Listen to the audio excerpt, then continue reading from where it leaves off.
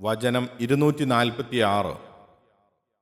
അലം തറ, കണ്ടില്ലേ, നോക്കുന്നില്ലേ, ഇലൽ മലഇ, പ്രധാനികളെ, സംഘത്തിലേക്ക്, മിൻ ബനി ഇസ്രായീല, ഇസ്രായേലരിൽ നിന്നുള്ള, മിൻ ബഅദി മൂസ, മൂസായുടെ ശേഷം, ഇദ് ഖാലു, അവർ പറഞ്ഞ സന്ദർഭം, ലിനബിയ്യിൻ ലഹും, അവരുടെ ഒരു നബിയോട്,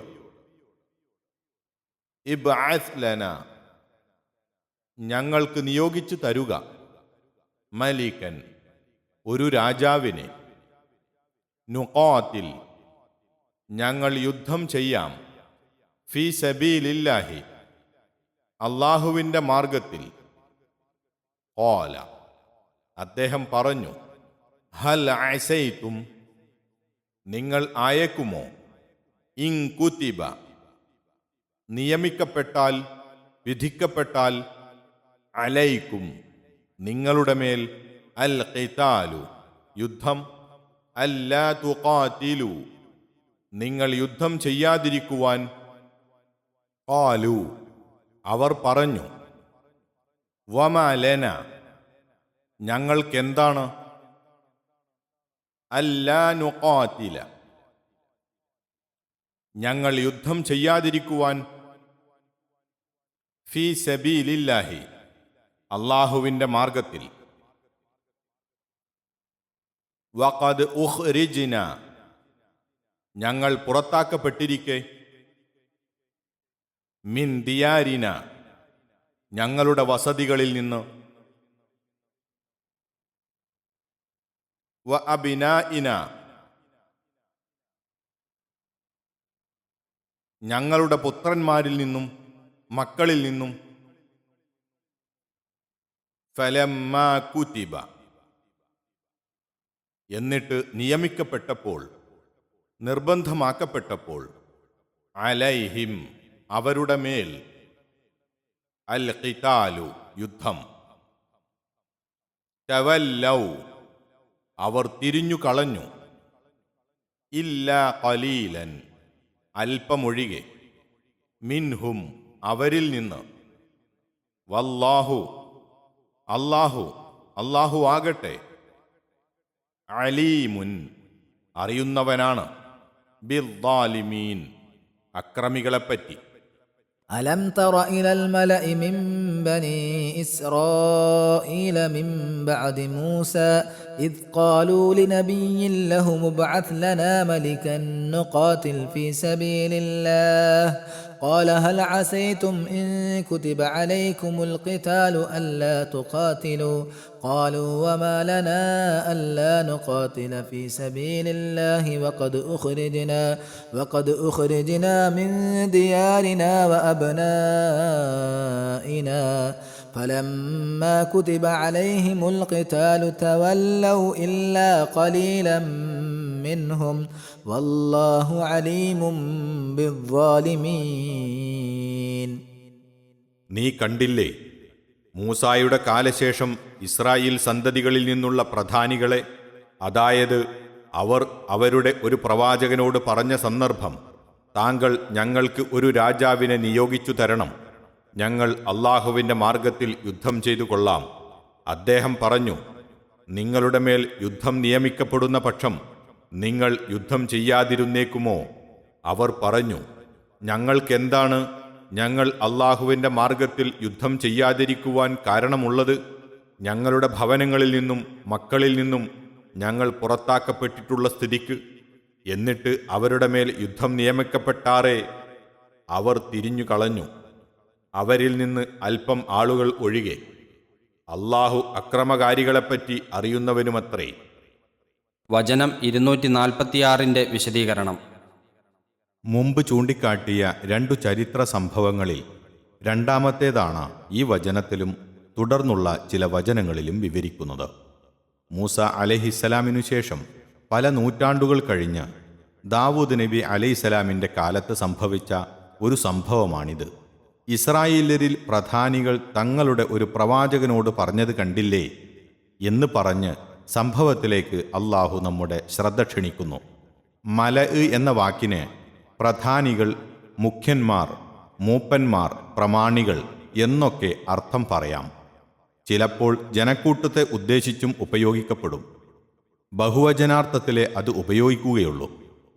ഇസ്രായേല്യരിൽ വളരെയധികം പ്രവാചകന്മാർ ഉണ്ടായിട്ടുണ്ടല്ലോ. പ്രവാചകന്റെ പേരു പറയാതെ അവരിൽപ്പെട്ട ഒരു പ്രവാചകൻ എന്നു മാത്രം പറഞ്ഞത് സംഭവത്തിലെ ഗുണപാഠങ്ങൾ മനസ്സിലാക്കുവാൻ പ്രവാചകന്റെ പേരറിയണമെന്നില്ലാത്തത് കൊണ്ടായിരിക്കും. താഴെ കാണുന്ന വിവരങ്ങളിൽ നിന്ന് അത് ശമവീൽ അഥവാ ശമുവേൽ പ്രവാചകനായിരുന്നുവെന്ന് മനസ്സിലാകുന്നു. ബൈബിളിൽ ശമുവേൽ 1-ാം പുസ്തകത്തിൽ ഈ ചരിത്രം വളരെ വിസ്തരിച്ചു പറഞ്ഞു കാണാം. അടിക്കുറിപ്പ്: ശമുവേൽ പ്രവാചകന്റെ ജനനം മുതൽ ദാവൂദ് അലൈഹിസ്സലാമിൻ്റെ മരണം വരെയാണ് അതിലെ ഉള്ളടക്കം. ചില പ്രസ്താവനകളിൽ അത് ഖുർആനുമായി യോജിക്കുന്നില്ല. ഈ വചനങ്ങളിൽ അടങ്ങിയ പല പ്രസ്താവനകളുടെയും ഒരു വിശദീകരണം അതിൽ അടങ്ങിയിട്ടുമുണ്ട്. ഖുർആൻ വ്യാഖ്യാതാക്കളുടെയും ചില പ്രവാചക ചരിത്ര ഗ്രന്ഥകാരന്മാരുടെയും ബൈബിളിൻ്റെയും പ്രസ്താവനകൾ മുമ്പിൽ വെച്ച് പരിശോധിക്കുമ്പോൾ സംഭവത്തിൻ്റെ പശ്ചാത്തലം ഇങ്ങനെ മനസ്സിലാക്കാവുന്നതാണ്. മൂസ അലൈഹിസ്സലാമിൻ്റെ വിയോഗാനന്തരം അദ്ദേഹത്തിൻ്റെ ശുശ്രൂഷകനായിരുന്ന യോശുവ പ്രവാചകന്റെ അഥവാ യൂശഅ ബിൻ നൂൻ അലൈഹിസ്സലാമിൻ്റെ നേതൃത്വത്തിൽ ഇസ്രായേൽ ജനത ഫലസ്തീനിൽ പ്രവേശിച്ച ശേഷം അദ്ദേഹം അവരുടെ ഓരോ ഗോത്രത്തിനുമുള്ള വാസസ്ഥലം നിർണയിച്ചു കൊടുക്കുകയും അവരിൽ ന്യായാധിപന്മാരെ നിയമിച്ചു കൊടുക്കുകയും ചെയ്തു. അദ്ദേഹത്തിൻ്റെ മരണം വരെ ഇസ്രായേല്യർ അദ്ദേഹത്തിൻ്റെ നിയന്ത്രണത്തിലായിരുന്നു. മൂസാ നബി അലൈഹിസ്സലാമിനു ശേഷം 4-ാം നൂറ്റാണ്ടിൻ്റെ മധ്യം വരെ അവരിൽ രാജാക്കളുണ്ടായിരുന്നില്ല. പ്രവാചകരുടെ നിർദ്ദേശങ്ങളനുസരിച്ച് ന്യായാധിപന്മാർ കാര്യങ്ങൾ നിയന്ത്രിച്ചു പോന്നു. പ്രവാചകന്മാർ അവർക്ക് മാർഗദർശനം നൽകിക്കൊണ്ടിരിക്കും. ചില സന്ദർഭങ്ങളിൽ പ്രവാചകൻ തന്നെ ന്യായാധിപനുമായിരിക്കും. കാലക്രമേണ ബിംബാരാധനയും ദൈവപ്രതിഷ്ഠകളും വരെയുള്ള ദുരാചാരങ്ങളും തോന്നിയവാസങ്ങളും ഇസ്രായേല്യരിൽ പടർന്നു പിടിച്ചു.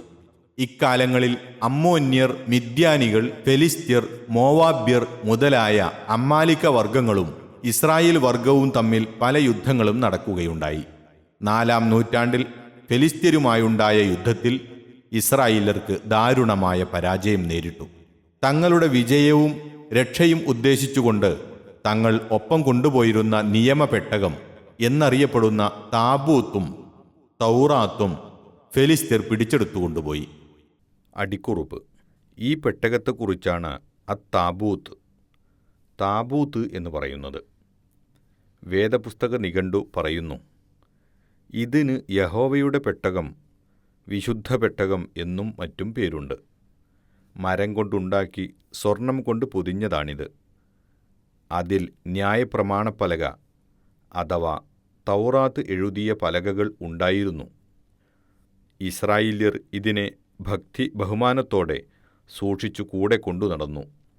ഒടുവിൽ ശിലോ എന്ന ആരാധനാസ്ഥലത്ത് പ്രതിഷ്ഠിച്ചു. ഇത് ഇരുന്ന സ്ഥാനങ്ങളിലൊക്കെയും യഹോവയുടെ സാന്നിധ്യമുണ്ടെന്ന് അവർ വിശ്വസിച്ചിരുന്നു. ശലോമോൻ രാജാവ് അഥവാ സുലൈമാൻ നബി അലൈഹിസ്സലാം ദൈവാലയത്തിൽ ഇതിനെ പ്രതിഷ്ഠിച്ച ശേഷമുള്ള ചരിത്രം ഒന്നും അറിയാൻ പാടില്ല. വിവരണം തുടരുന്നു. ഇതുമൂലം അവർ വമ്പിച്ച വിലാപത്തിലാകുകയും അവരുടെ വീര്യവും ഗൗരവവും നശിക്കുകയും ചെയ്തു. ഇക്കാലത്ത് ഇസ്രായേലരിൽ പ്രവാചകന്മാർ ഉണ്ടായിരുന്നില്ല. പ്രവാചക പാരമ്പര്യമുണ്ടായിരുന്ന കുടുംബത്തിലെ ഒരു സ്ത്രീ ഒരാൺകുട്ടിയെ പ്രസവിച്ചു. പ്രാർത്ഥനയ്ക്ക് ഉത്തരം കിട്ടി എന്ന അർത്ഥത്തിലാണത്രേ അതിന് ശമുവേൽ അഥവാ ശിംവീൽ എന്ന് പേരിട്ടത്. അദ്ദേഹത്തിന് പിന്നീട് പ്രവാചകത്വവും സിദ്ധിച്ചു. അദ്ദേഹം അവരുടെ പ്രവാചകനും ന്യായാധിപനുമായിരുന്നു. അദ്ദേഹത്തിന് വാർദ്ധക്യം പിടിപെട്ട അവസരത്തിലായിരുന്നു തങ്ങളെ നയിക്കുവാനും യുദ്ധത്തിലും മറ്റും നേതൃത്വം നൽകുവാനും വേണ്ടി ഒരു രാജാവിനെ നിയോഗിച്ചു തരണമെന്ന് ഇസ്രായേലർ ആ പ്രവാചകനോട് ആവശ്യപ്പെട്ടത്. ഒരു രാജാവ് നിലവിൽ വന്നാൽ അവരിലുണ്ടാകുന്ന പ്രതികരണവും സ്വഭാവവും ഇന്ന മാതിരിയായിരിക്കുമെന്ന് അവരുമായി ഇടപഴകിയ ആ പ്രവാചകന് ഊഹിക്കാമല്ലോ. അങ്ങനെ ഒരു രാജാവിനെ നിയോഗിച്ച് അദ്ദേഹത്തിൻ്റെ കീഴിൽ ശത്രുക്കളുമായി യുദ്ധം നടത്തേണ്ടി വരുമ്പോൾ നിങ്ങൾ പിന്മാറി അനുസരണക്കേട് കാണിച്ചേക്കുമോ എന്ന് അദ്ദേഹം അവരോട് ചോദിച്ചു. ശത്രുക്കളുമായി യുദ്ധം നടത്തുവാൻ ഞങ്ങൾ സ്വയം തയ്യാറാകുമാറുള്ള കാരണങ്ങൾ ഞങ്ങൾക്കുണ്ടല്ലോ. ശത്രുക്കൾ ഞങ്ങൾക്ക് വരുത്തിത്തീർത്ത വിനകൾ കുറച്ചൊന്നുമല്ല. ഞങ്ങളെ നാട്ടിൽ നിന്നും വീട്ടിൽ നിന്നും തുരത്തിവിടുക, ഞങ്ങളുടെ കുട്ടികളെ പിടിച്ചു ബന്ധനത്തിലാക്കുക മുതലായ പലതും അവർ ചെയ്തിരിക്കെ ഒരു രാജാവിൻ്റെ നേതൃത്വം കൂടി ലഭിച്ചാൽ ഞങ്ങൾ എങ്ങനെ പിന്മാറും എന്നായിരുന്നു അവരുടെ മറുപടി. അവസാനം സംഭവിച്ചത് മിക്കവാറും പ്രവാചകൻ സംശയിച്ചതുപോലെ തന്നെ. അതാണ് അല്ലാഹു പറഞ്ഞത്. എന്നിട്ട് അവരുടെ മേൽ യുദ്ധം നിയമിക്കപ്പെട്ടപ്പോൾ അവരിൽ അല്പം ആളുകളൊഴിച്ച് ബാക്കിയുള്ളവർ പിന്മാറി. കൂടുതൽ വിവരം താഴെ വരുന്നുണ്ട്. ഈ രംഗം ബൈബിളിൽ പ്രസ്താവിച്ചതിൻ്റെ ചുരുക്കം ഇങ്ങനെയാണ്. ഇസ്രയേൽ മൂപ്പന്മാർ ശമൂവേലിൻ്റെ അടുക്കൽ വന്നു പറഞ്ഞു, നീ വൃദ്ധനായി, നിന്റെ പുത്രന്മാർ നിന്റെ വഴിയിൽ നടക്കുന്നില്ല. ആകയാൽ എല്ലാ ജാതികൾക്കുമുള്ളതുപോലെ ഞങ്ങളെ ഭരിക്കേണ്ടതിന് ഒരു രാജാവിനെ നിയമിച്ചു തരണം. ഇത് ശമൂവേലിന് അനിഷ്ടമായി. ശമൂവേൽ യഹോവയോട് അഥവാ ദൈവത്തോട് പ്രാർത്ഥിച്ചു.